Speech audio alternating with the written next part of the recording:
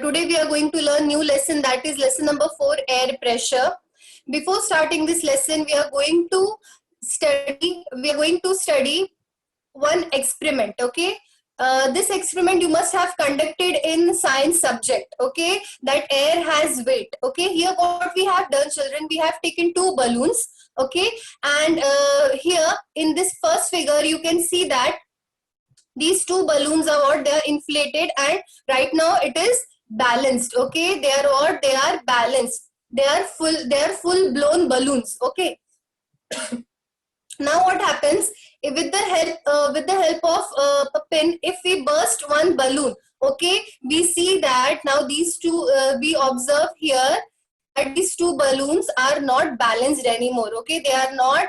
Okay, one is inflated, one is fully blown, and other is not. So the one who has weight, okay, the one who has weight, here you can see that. Okay, here you can see that here the one who has weight is actually it is actually moving towards downward side. Okay, see over here, and the other is what, as it does not have weight. Okay, it is as it is bursted. Okay, so because of that we can see here that it is unbalanced. Okay, children, so from this activity what we have understood, that air has weight. Okay, so air has weight.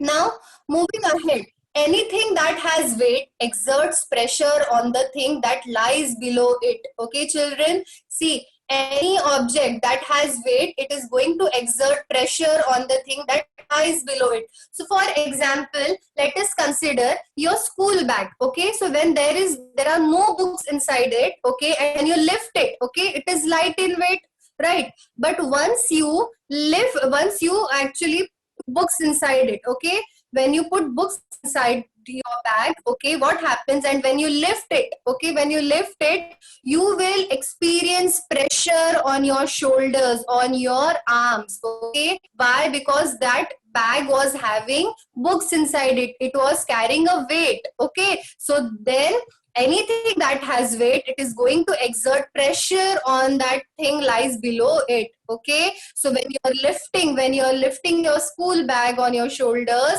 so what happens here, your shoulders are going to experience pressure. So thus the air in the atmosphere exerts pressure on the surface of the earth. So see, like air has weight, right? Air has weight, so it is going to exert pressure on the surface of the earth. So due to this air pressure, various phenomena like storms, precipitation, etc. occur in the atmosphere. See, children, in sixth standard you all must have studied about the elements of weather, right? There are 5 elements of weather: temperature, air pressure, wind, moisture, okay, and precipitation. So what is precipitation over here, children? See, that precipitation is a process, see, where the vapors, they get converted into liquid or snow particles, right? Showering occurs on the earth's surface, when they fall on the earth's surface, then what happens, when they fall on the earth's surface, that process is called as what? Precipitation process. So due to this air pressure, because of this air pressure, various phenomena, various activities, okay, they occur, like storms, precipitation, they occur in the atmosphere. There are variations in air pressure. Okay, we can observe variations in air pressure, and even we have studied that air, actually, there are what, it moves in vertical manner as well as in horizontal manner, right? And horizontal, when the air moves in horizontal manner, when it blows in horizontal manner, it gives rise to the formation of winds, children, right? So this is how winds are formed. Okay, so now moving ahead, okay, air, okay, these 3 points are very important, children. Air is not uniform on all places on the earth's surface. Okay, it is not uniform. Okay, children, it is uniform. It is on all places on the earth's surface. Okay, air keeps on changing from time to time. Okay, air pressure actually keeps on changing from time to time. See, so this air pressure, first point was what? This air pressure was not uniform on all places on the earth. Okay, it is what we cannot observe this. Okay, that it is going to be same everywhere. Okay, this pressure is not same. Somewhere it is more, somewhere it is less. Okay. Then next is what? Air pressure keeps on changing from time to time. Okay, it is not constant. Next is the altitude of a region, temperature of the air, and the amount of water vapor which is present in the air are some factors influencing air pressure. See, what are the factors which are influencing air pressure? Altitude of a region. Altitude means what? Height. Okay, height of a region. Okay, next, temperature of the air. Okay, whether it is cool or whether it is hot. Okay, and the amount of water vapor which is present in the air. Okay, clear? The more amount of water vapor which is present in the air, these are all factors which are influencing air pressure. Okay, now moving ahead, altitude of region and air pressure. Okay, this topic is very important, children. Now see, altitude of a region. Okay, the regions who are above they are at a height. Okay, and what is the relation between altitude of a region and air pressure we are going to study. So the proportion of dust in the air. Okay, the proportion, the amount of dust which is present in the air, water vapor and heavy gases. Okay, is higher in the air closer to the surface of the earth. Okay, see children, near the earth's surface, the proportion of dust particles, water vapors and heavy gases. Okay, we observe near the earth's surface, we actually observe various gases and water vapor and dust particles in yes, around us. Okay, so they are more in proportion near the earth's surface.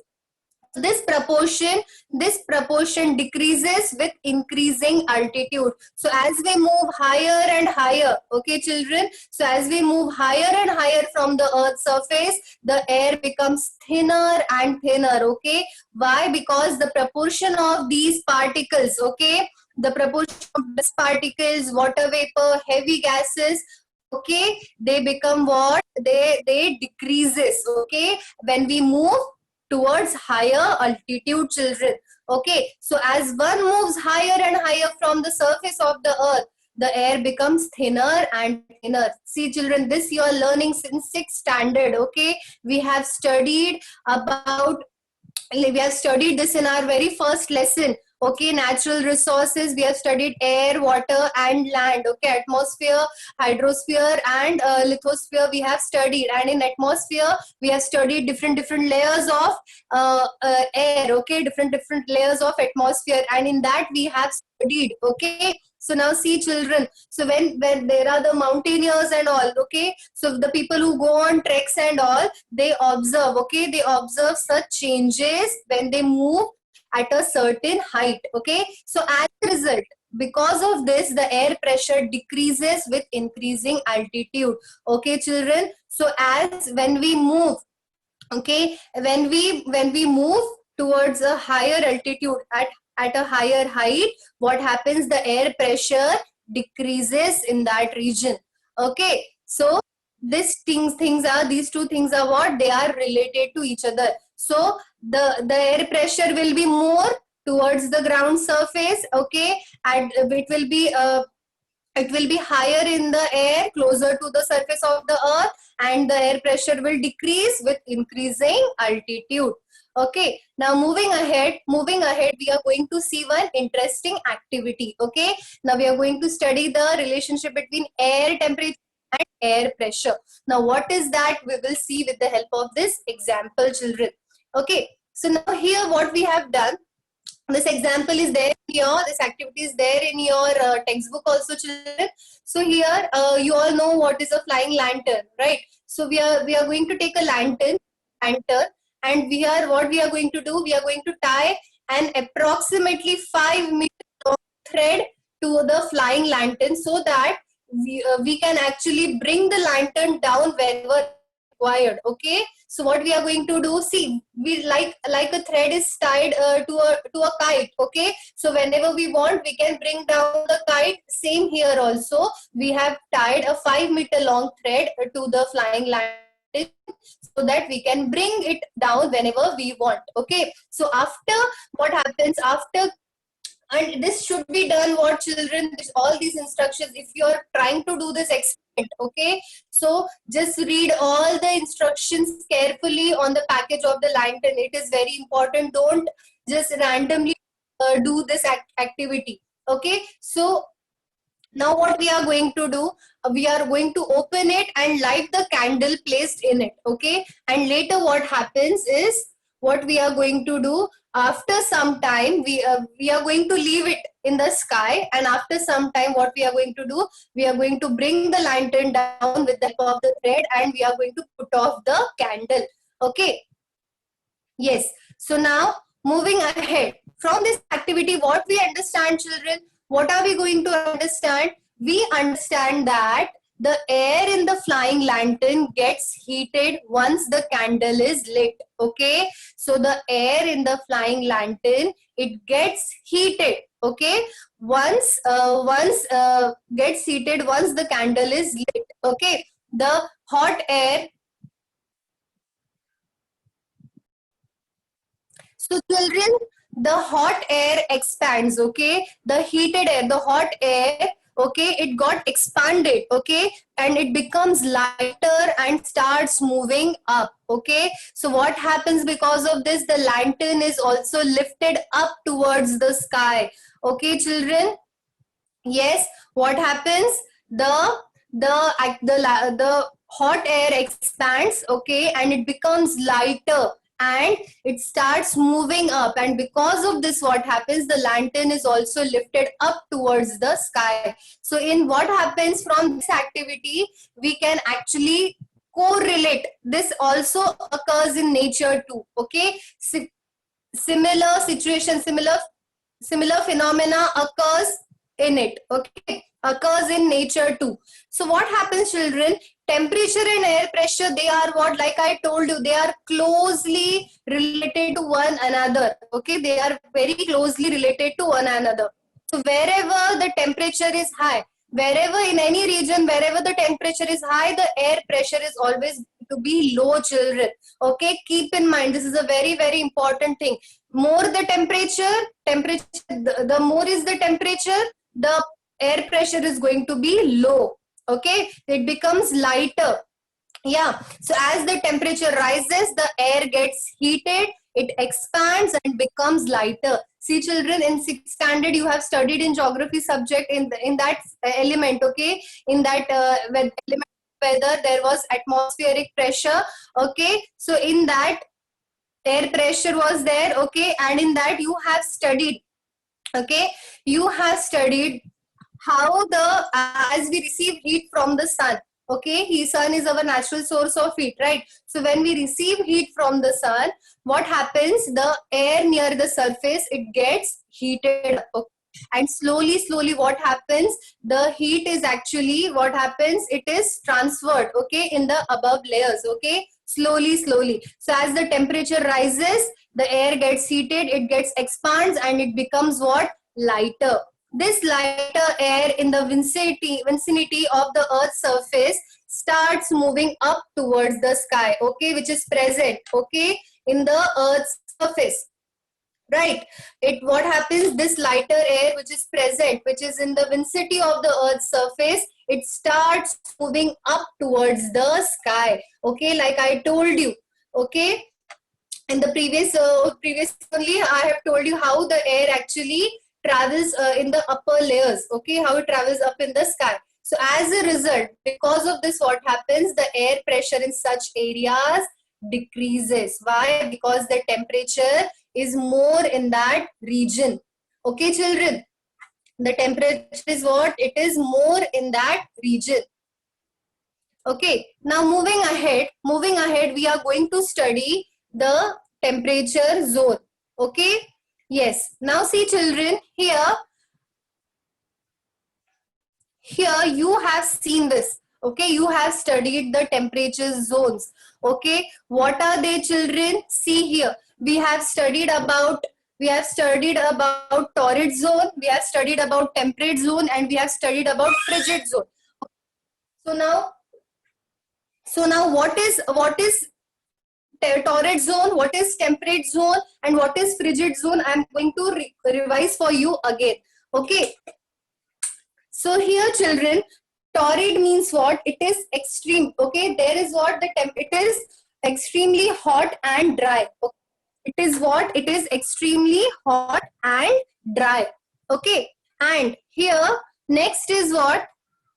Next is our temperate zone. Okay, temperate zone is what? It is neither too hot nor too cold. Okay, it is what? This region is what? It is neither too hot, neither too cold. Okay, and frigid zone is what? It is extremely cold. Okay, this region is extremely cold. So now see what happens here is, here torrid zone, it lies in this region. Okay, in our equatorial region. Okay, it lies in our equatorial region.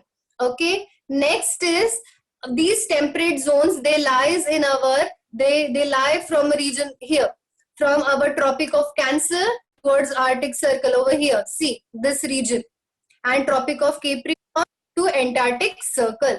And this frigid zone, they lies in our polar regions. Okay, and see children, how these temperature zones were formed. They were formed on the basis of the sun rays. Okay, the sun rays, receive sun rays in a, okay, so the amount of heat which they receive from the sun rays, okay, based on this the temperature zones are formed. So see this equatorial region, it receives what? It receives sun rays in a perpendicular direction. So because of that, what happens? This region gets heated up more. Okay, yes. Later what happens? See children, temperate zone, they receive slanting rays. Okay, they receive what? They receive slanting rays. So that is why what happens? These regions are not too hot and not too cold. Okay, and frigid zone, these areas, they receive extremely slanting sun rays. So because of that, what happens, children?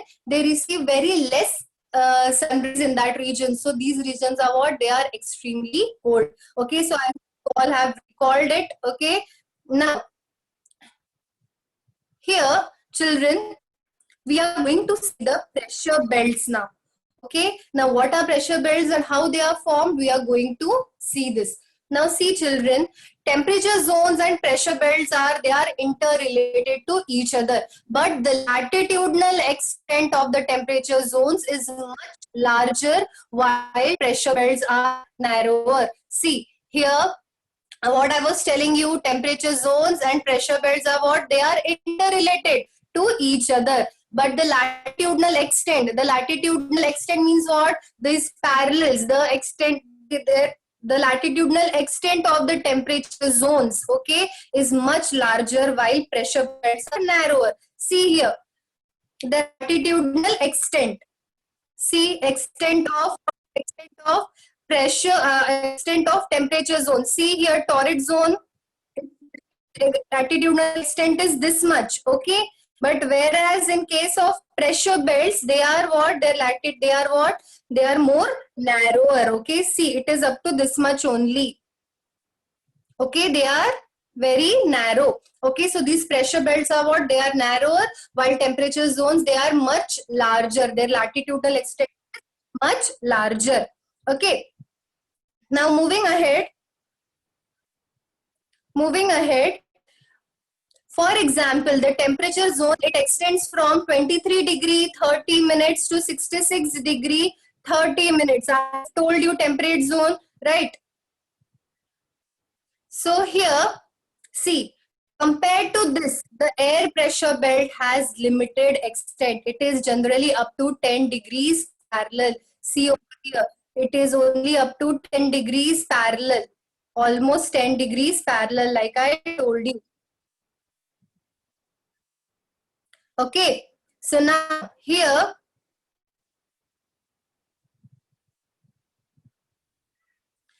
it is generally up it up to 10° parallel. There, see children, here what we are observing uneven distribution of temperature. Yes, the uneven distribution. See why they have said uneven distribution, children? Because see here the sun rays, they are not falling like here earth is not receiving sun rays in everywhere on its surface in a perpendicular direction. Somewhere it is perpendicular, somewhere it is slanting, somewhere it is extremely slanting. Okay, so based on it the temperature will also vary, right? It is going to be uneven only. Okay, it is not going to be even, that everywhere we are going to receive the same temperature on the earth's surface. Okay, so they are saying what the uneven distribution of temperature influence the distribution of air pressure too. So because of the distribution of temperature, it actually influences the distribution of air pressure too. Okay, so now see here, this leads to the formation of low and high pressure belts horizontally between the equator and the pole. See, so what they are saying, how these pressure belts are formed, how these low and high pressure belts are formed. They are actually formed horizontally between the equator and the poles in both the hemisphere. See, they are forming horizontally. These pressure belts are forming horizontally in both from the equators to the poles in both the hemispheres, means in northern hemisphere as well as in southern hemisphere. So now we are going to study the pressure belts on the earth's surface, okay, in detail. So the heat received from the sun is uneven, children. The heat which we receive from the sun is uneven in different regions. So this distribution of the temperature is uneven from the equator to the poles, like I told you. So that what happens, the temperature zones are actually created. Okay, children. So because of this, what is happening? The temperature zones are created. So we have studied, okay, we have studied this in our previous class also, like I have taught you right now only. Okay, so see children, because of the uneven distribution of the sun rays, this gives rise to the uneven distribution of the temperature from the equator to the poles, and because of this, what is happening, the temperature zones are created on the earth's surface. So now moving ahead, we are going to study the features of all these pressure belts. Equatorial low pressure belt, okay, there are what, see here we are going to study about equatorial low pressure belt, mid latitudinal high pressure belts, and subpolar pressure belts, okay, and polar high pressure belts. So we are going to study this in detail now. So here equatorial low pressure belt. Now children, what is that? We will see. What are the features of equatorial low pressure belt? The sun rays can be perpendicular between the Tropic of Cancer and Tropic of Capricorn. Yes, in the equatorial region, like I told you, sun rays, they are falling in the perpendicular direction. So because of that, what happens? The temperature is going to be higher in this region. So as air in this region gets heated up, what is going to happen? It gets expanded and it is going to become lighter and move towards the sky. Okay, children? So see, so more the temperature, air gets heated up quickly and it becomes lighter and it moves up in the sky. So as this process operates continuously, okay, this process is taking place continuously. Here what happens? Low pressure belts get created. Okay, what happens? A low pressure belt is created over here. Now see children, see, so here what happens? A low pressure belt gets created in the central part of this region between the parallels of 5° north and 5° south. See here, I'll show you. See how this equatorial pressure belt is created between 5° north and 5° south in this region. Okay, children. So now moving ahead, we will consider, we will see now mid-latitudinal high pressure belts. Okay, the heated air becomes lighter starts ascending, and after reaching higher altitudes, move towards the polar region. Okay, so see the air which got heated up, okay, it got expanded and it becomes lighter, and it starts ascending. Okay, it starts moving and after reaching higher altitudes, like it reaches up in the sky. Okay, so after reaching the higher altitudes, it moves towards the polar regions. Okay, it moves where? It moves towards the polar region, that is from towards the north and towards the north and south pole. So see here. So because of this, what is happening? Low temperatures, due to low temperatures at higher altitudes, the air present over there, it cools down and becomes heavier. See children, so what is happening? Again, I'll repeat for you. The heated air becomes lighter, it starts ascending, and after reaching higher altitude, it moves towards the polar region. Okay, it starts moving towards the polar region. Okay, now what happens? Due to the low temperatures, as there is the low temperature at higher altitudes. Why? Because the sun rays, they are extremely slanting in that regions. Okay, the air which is present in that region, it is cool. Okay, it cools down and it becomes heavier. Okay, so see children, it is opposite. The more, where the temperature is more, air becomes lighter. Where the temperature is low, air becomes heavier. Okay children, they work in opposite. Okay, this heavier air descends down in both the hemispheres in the region between 25° to 35° parallels. Okay, so this leads to the formation of higher pressure belts in these parallels of latitude in both the hemispheres. See children, I'll show you. See how these mid-latitudinal pressure belts are generated between 25° and 35°. Okay, in both the hemispheres. Okay, so this is how it is generated. So this leads to the formation of higher pressure belts in these parallels of latitudes in both the hemispheres.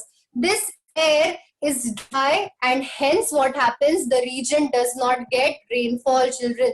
Okay, this region, what happens? This region, because of this, what happens? As the air is dry in this region, the region does not get rainfall. So what happens? Most of the hot deserts on the earth, they are actually found in these regions only. Okay, what happens? Most of the hot deserts are actually found on the earth in these regions. Okay, why? Because the air is dry and here the rainfall does not occur.